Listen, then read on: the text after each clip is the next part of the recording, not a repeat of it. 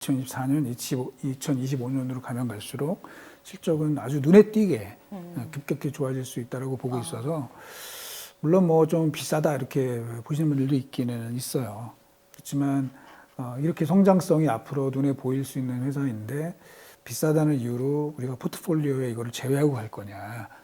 그러기에는 좀 더 리스크가 크지 않나. HBM이 있었고요. 그 다음에 온디바이스 AI, CXL 뭐 이런 부분들 상당히 크게 관심을 받았는데 간단하게 이게 뭔지. 그냥 뭐 쉽게 말씀을 드리면 전부 다 AI 관련된 것들이죠.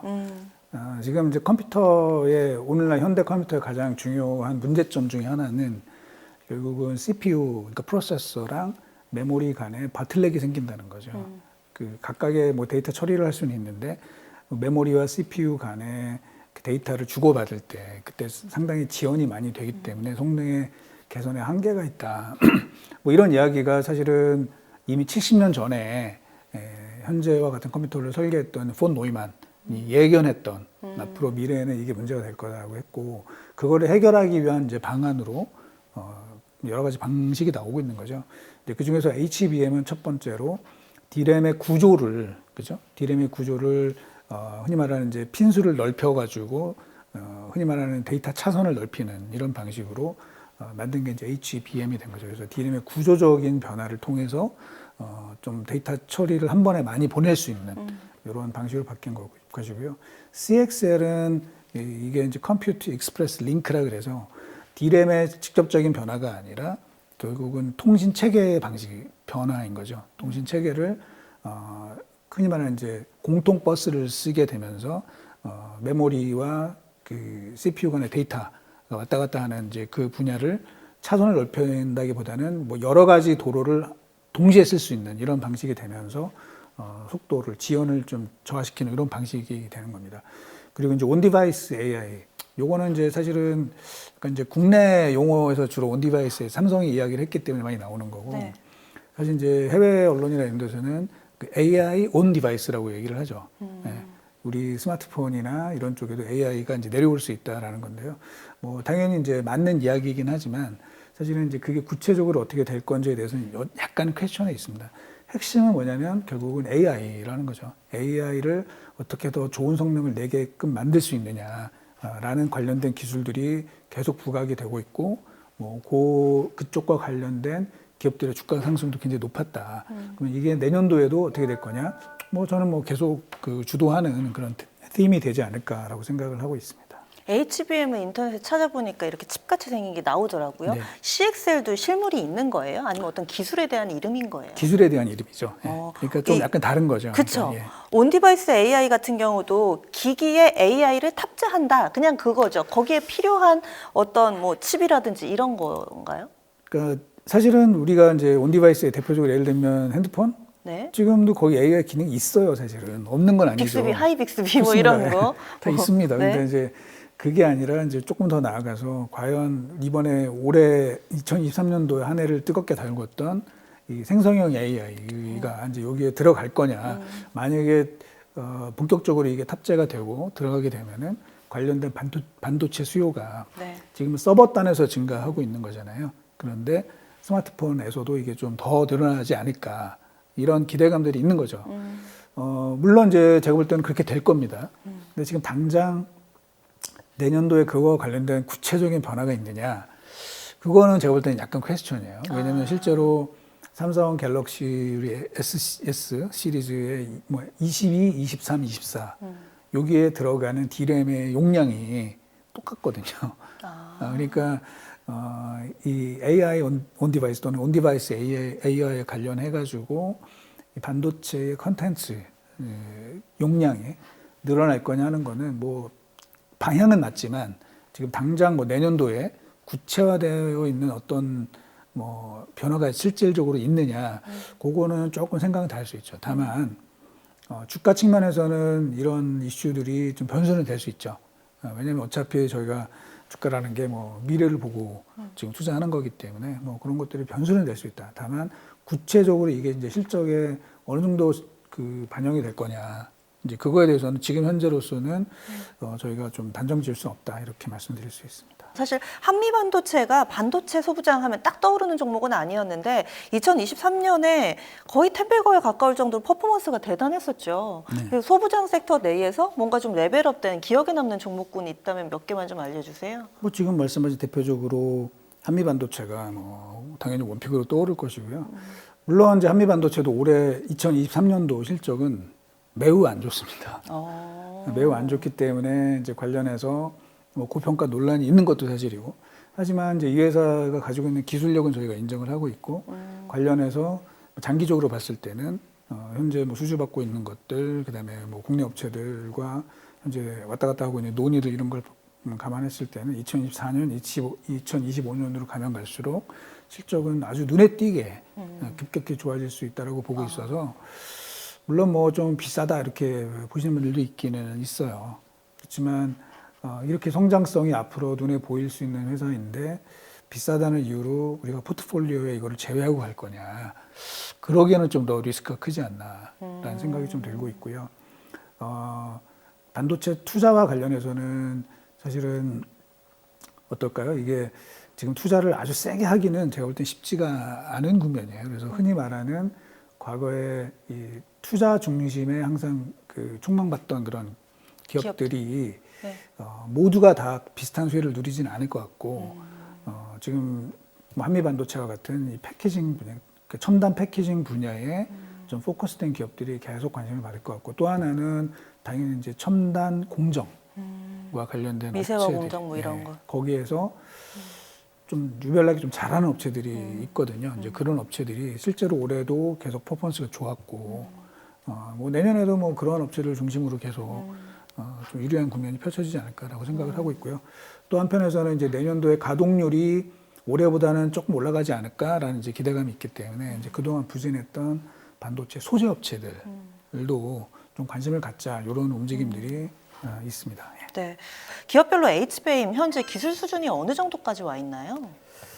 그러니까 이제 이거를 점유율로 볼 거냐, 아니면 업체들이 주장하고 있는 자신들의 그 제품 스펙이 있거든요. 이제 네. 그걸로 볼 거냐에 따라서 좀 차이가 있는데, 현실적으로 HBM, 그 중에서도 현재 가장 그 앞선 제품인 HBM3 같은 경우는 뭐 아시겠지만 현재까지는 SK하이닉스가 거의 시장을 독점을 하고 있다라고 네. 이제 보고 있는 게 맞고, 이거를 삼성전자가 올해 연말 중에 어쨌든 좀 의미 있는 성과가 좀 나올 것 같고요. 내년도에는 좀 더 비중을 늘릴 것 같습니다. 그리고 이제 마이크론도 제품을 준비를 해서 이제 내년도에는 좀 내겠다, 이런 상황에 가서 여전히 그 주류는 당연히 SK 하이닉스가 좀 차지할 것 같고, 다만 삼성전자도 그동안 좀 부진했었지만 나름대로는 좀 소기의 성과를 달성할 수 있다라고 보고 있습니다. 그리고 이제 기술적으로 이제 얘기를 하자면 조금 업체들마다 그 HBM을 이 제조하는 방식이 조금씩 다르긴 하지만, 저희가 이제 기술을 뭘로 평가할 거냐? 결국은 데이터 전송 속도거든요. 누가 더 빠르게 CPU랑 통신할 수 있는 그 기술을 가지고 있느냐 하는 건데, 현재까지 업체들이 발표한, 제가 주장하는 게 아니라 업체들이 발표한 수치가 있어요. 그걸 기준으로 보면은 지금 삼성전자가 그 초당 9.8기가 BPS로 가장 빠르고, 그 다음에 마이크론, 그 다음에 SK 하이닉스예요. 하지만 신뢰성이라든지 실제 작동하는 측면에서 보면은 하이닉스가 제일 먼저 했고 현재 절대 다수를 차지하고 있다. 그렇게 정리를 해야 될 것 같습니다. 네. 그리고 삼성전자 같은 경우는 불과 이 뭐 2023년, 2022년 그때 가장 강조하면서 이야기를 했던 게 파운드리 우리가 세계 1등 하겠다, TSMC 잡겠다, 투자하겠다, 이런 얘기 계속했던 것 같거든요. 삼성전자 입장에서는 TSMC도 잡아야 되고 지금 HBM의 하이닉스도 잡아야 되고, 그래서 양쪽 다 이렇게 좀 힘을 분산하고 있는 상황이긴 한데, 삼성 입장에서는 두 개를 일괄적으로 수주를 하겠다, 우리가 납품을 하겠다, 이런 얘기도 좀 나왔었잖아요. 이런 부분들은 삼성전자에 좀 도움이 될까요? 뭐 당연히 이제 된다면은 좀 그 엄청난 도움이 될 수 있는, 삼성전자에서는. 다만 이제 현재까지의 상황은 뭐 아시는 것처럼 HBM은 하이닉스가 제일 잘하고 또 파운드리랑 패키징은 TSMC가 제일 잘하고 있기 때문에 이제 이게 논화가 있는 상황인 것이고요. 이제 삼성은 그 부분을 자기네가 혼자 다 처리할 수 있으니까 좀 계속 어필을 하고 있는 상황이죠. 지금 뭐 말씀하신 그 삼성의 이 턴키 이 전략이 정말 이게 성과를 보게 된다면 굉장히 중요한 판도 변화를 일으킬 수 있다. 이렇게 좀 보고 있습니다. 또 어떻게 생각하면은 이게 꽝돔에도 다 놓칠 수 있지. 지금까지 그런 거죠. 네, 지금까지 그런 거죠. 네. 그러니까 지금 이제 예를 들면 TSMC나 뭐 국내 SK 하이닉스가 얘기하는 것은 만약에 그 두 가지를 전부 다 삼성이 도맡아서 하게 될 경우에 예를 들면 GPU 업체인 예를 들면 엔비디아가 됐든 AMD가 됐든 그 업체들은 삼성에 너무 많이 의존하게 되면서 그 업체들의 비즈니스 전략에도 또 그 좀 너무 심한 영향이 갈 수 있기 때문에 그걸 원치 않을 것이다. 그러면서 지금처럼 이렇게 분리된 체제로 갈 수 있다. 뭐 이렇게 얘기를 하고 있는데요. 네. 가장 중요한 거는 결국은 기술이에요. 네, 그래서 삼성이 두 가지를 도맡아서 최적화시키는 그런 제품 성능을 낸다면 그러면은 뭐 엔비디아가 됐든 AMD가 됐든 또는 브로드컴이 됐든 그쪽으로 안 갈 이유는 별로 없는 것이죠. 그럼 슈퍼을이 되는 거죠. 네, 그래서 사실은 제일 중요한 게 뭐 이 방향이 맞냐 틀리냐 이렇게 얘기하는 것보다는 삼성이 그래서 어떤 제품의 성능을 내느냐 이게 결국은 제일 중요하다는 것이죠. 삼성이 그리는 그림은 너무 좋아요.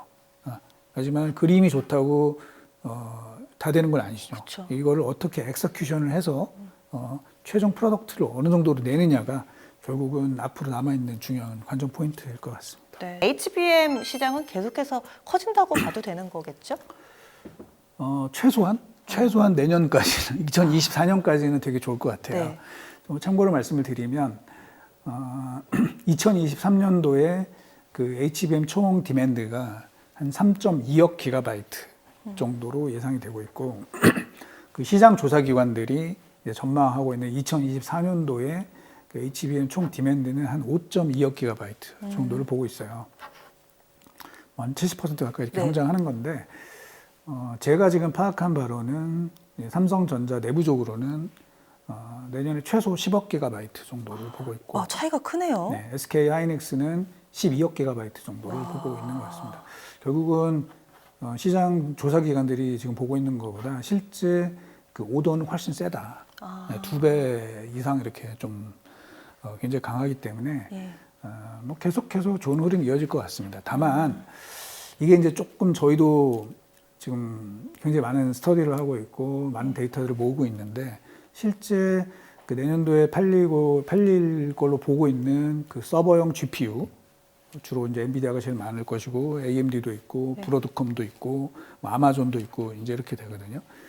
그 물량 전체 그리고 거기에 필요한 HBM 그거를 계산해 보면 현재 실제 필요한 것보다 지금 삼성이나 SK하이닉스가 그 받는 오더는 뭐 최소 2~3배 이상은 되는 것 같아요. 그러니까 이제 네. 좀 주문을 많이 하는 거죠. 급하니까 이제 서로 주문을 많이 내고 있습니다.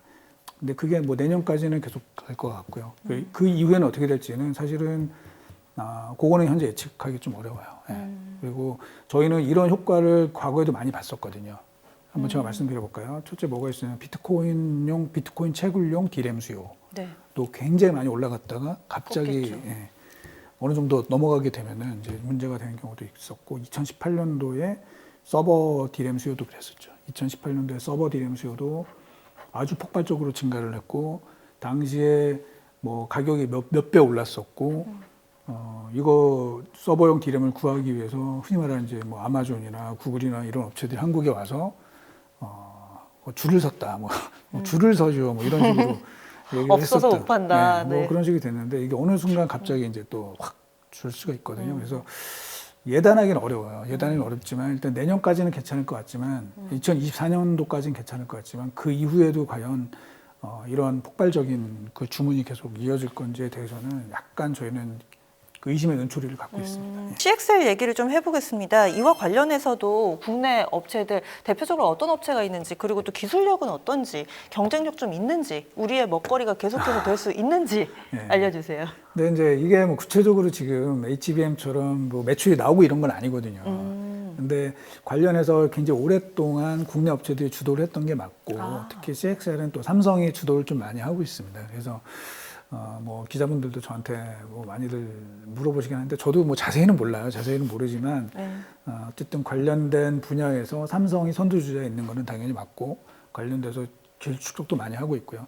이거를 좀 주도를 해서 이제 삼성이 전체적으로 메모리 솔루션을 전체적으로 HBM, CXL 또 PIM이라는 이러한 삼각구도를 이루는 인공지능용 이 솔루션을 좀 제공하려고 하고 있습니다. 그래서 계속해서 이제 핵심은 뭐냐면 이 인공지능 그리고 인공지능 메모리, 인공지능용 반도체 메모리와 관련해서는 국내 삼성이 됐든 SK 하이닉스가 됐든 주도를 할 것 같고 이제 마이크론도 뭐 많은 이야기를 하고 있습니다만은 그거보다는 좀 한두 단계 좀 떨어져서 쫓아오는 국면이지 않을까 그렇게 봐야 될 것 같습니다. 네, 그 밖에 반도체 투자하시는 분들이 좀 주목해야 될 트렌드라든지 놓치는 부분이 있었다면 알려주세요.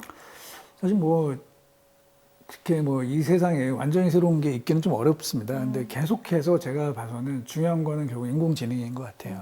인공지능은 뭐 저희는 이제 지금 아까도 말씀드린 것처럼 서버용 이 뭐 데이터 센터용 인공지능 여기에 지금 초점을 맞추고 있지만 뭐 저희가 혹시 모르죠. 뭐 온디바이스 AI 관련해 가지고 내년에 나오게 되는 2023년도에 나오게 되는 애플의 뭐 비전 프로 이게 과연 이제 지금은 뭐 큰 기대는 없죠. 사실은 오히려 기대감이 좀 떨어지고 있지만 이게 또 다른 어떤 게임 체인저가 될 수 있을지 또 최근에 관련해 가지고 이제 이런 게 있죠.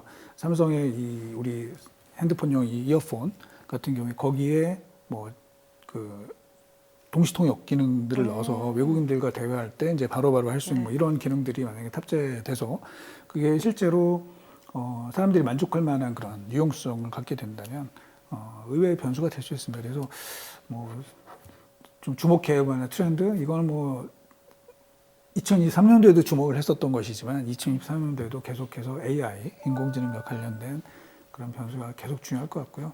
사실 뭐 여러분들 다 아시는 것처럼 얼마 전에 오픈 AI 관련해서도 샘 알트먼이 결국은 이 의견 충돌로 인해서 잠시 쫓겨났다가 다시 또 들어가고 이런 네. 일들도 사실은 AI와 관련된 이런 큰 변화들이 지금 있기 때문이거든요. 그래서 그게 모든 분야에 걸쳐서 굉장히 중요한 이슈가 되지 않을까 생각을 합니다. 그리고 이 부분은 어떤가요? 그 미중 갈등이랑 또 네. 최근 들어서 범용 반도체까지도 미국 쪽에서 제어를 하겠다 이런 얘기 하고 있는 상황인데 이 부분은 반도체 섹터에 어떻게 앞으로 좀 작용하게 될까요? 사실은 중국 쪽 수요가 좀 타격을 받는 게 사실인 거죠. 그래서 특히 AI에 관련해 가지고는 그래서 이제 이게 좀 변수가 되고 있고 미국 기업들도 약간 좀 저항을 하고 있는 것이죠. 예. 그리고 이게 그러면 미국이 이 문제를 해결해 줄 거냐? 안 그럴 가능성이 높죠. 뭐 바이든도 그렇고 설령 지금 뭐 트럼프가 또 된다 하더라도 이게 뭐 더 나빠지면 더 나빠졌지 뭐 이렇게 좋아질 가능성은 없습니다. 그래서 이게 당연히 부정적입니다. 부정적이긴 한데 또 한편으로는 중국이 반도체에서 우리를 쫓아오기에는 점점 어려워지는 거죠. 첨단 장비의 그 도입을 미국이 철저하게 막고 있기 때문에 뭐 플러스 마이너스 되는 측면이 있습니다. 그리고 이제 일부에서는 뭐 이렇게 또 말씀하시는 분들도 있어요. 미국이 중국 뭐 반도체나 첨단 기술을 그렇게 막아봤자 중국이 다 쫓아오는 거 아니냐, 그죠? 이번에 그 메이트 10인가요? 네, 휴대폰. 뭐 7나노 칩도 만들고 네. 있고, 뭐 인공지능 칩도 지금 하웨이 중심으로 해서 만들고 있고, 뭐 이렇게 얘기를 하고 있는데, 근데 저는 효과가 있는 것 같습니다. 어떤 측면에서 그러냐면은 그 1년에 2번 전 세계 그 각 나라별로 중요한 컴퓨터들을 조사를 해서 어느 나라가 가장 컴퓨팅 연산 능력이 뛰어난지 이거를 이제 순위를 매기거든요. 그런 게 있군요. 네, 그렇게 매기고 있어요. 그래서 네. 슈퍼컴퓨터 탑 500라 그래가지고 전 세계 500대 슈퍼컴퓨터를 전부 다 리스트업을 합니다. 그런데 이제 여기서 보면 요번에 1등부터 10등까지 중에 이제 중국 업체가 하나도 없었다는 거죠. 그리고 실제로 보면은 그 중국이 가장 미국의 컴퓨팅 파워에서 미국과 비교했을 때 이렇게 우위에 섰었던 때가 한 번 있었는데 2017년도였습니다. 그때 뭐 있었나요? 2017년도에 전 세계 슈퍼컴퓨터 랭킹 1등, 2등이 다 중국 거였습니다. 그래서 실제로 이 각 국가별 컴퓨팅 연산 능력 이 순위에서 중국이 미국을 살짝 제낀 적이 있어요. 네, 지금부터 6년 전이었죠. 네. 근데 이제 올해 2023년도 11월 달에 발표된 그거를 보면은 미국이 다시 중국을 압도하기 시작을 해가지고 지금은 거의 이 컴퓨팅 연산 능력이 9배 이상 미국이 앞서게 된 거죠. 전 세계적으로 보면은 6년 전이랑 비교했을 때 6년 동안에 각 모든 나라의 컴퓨팅 능력은 8배 정도가 증가했어요. 평균적으로. 근데 그 기간 동안에 미국은 15배를 늘렸고요. 중국은 거의 제자리입니다. 1.3배 정도 늘어나는데 그쳤어요. 그래서 뭐 중국이 할 수 있을 거야 이렇게 얘기하시는 분들도 있지만 결과적으로 놓고 보면은 그 중국의 이 연산 능력, 컴퓨팅 파워는 지금 아주 급격하게 지금 약화되고 있는 상황이 있다. 그래서 결국은 마찬가지로 이런 식으로 미국의 중국에 대한 제재 이걸로 인해서 뭐 격차가 더 벌어지는 거 아닐까라고 이제 의심하는 분들이 최근에 좀 많이 생기고 있는 거죠. 그리고 뭐 중국이 결국은 이제 아까 말씀해주신 뭐 7나노 칩을 만들었네, 뭐 메이트를 만들어서 5G 뭐 칩을 만들었네 이제 하는 것들은 결국엔 좀 약간 선전용일 가능성이, 선동용일 가능성이 좀 있지 않을까라고 이제 저는 보고 있습니다. 그래서 만약에 반도체도 마찬가지예요. 중국 우리가 사실은 뭐 수요 측면도 봐야 되지만 공급 측면도 봐야 되는 거잖아요. 근데 수요 측면에서 약간 이제 좀 안 좋은 부분이 있겠죠. 중국을 이렇게 억누르면서. 하지만 공급 측면에서 중국이 들어오는 거를 정확하게 또 블로킹을 친다면 네. 우리가 먹을 수 있는 파이는 오히려 뭐 수요도 좋고 이것도 뭐 중국도 안 들어오면 좋겠지만 둘 다 들어오는 거에 비해서 또 더 나을 수도 있겠다. 그렇게 저는 생각을 하고 있습니다. 다 장단점이 있겠네요. 네, 네.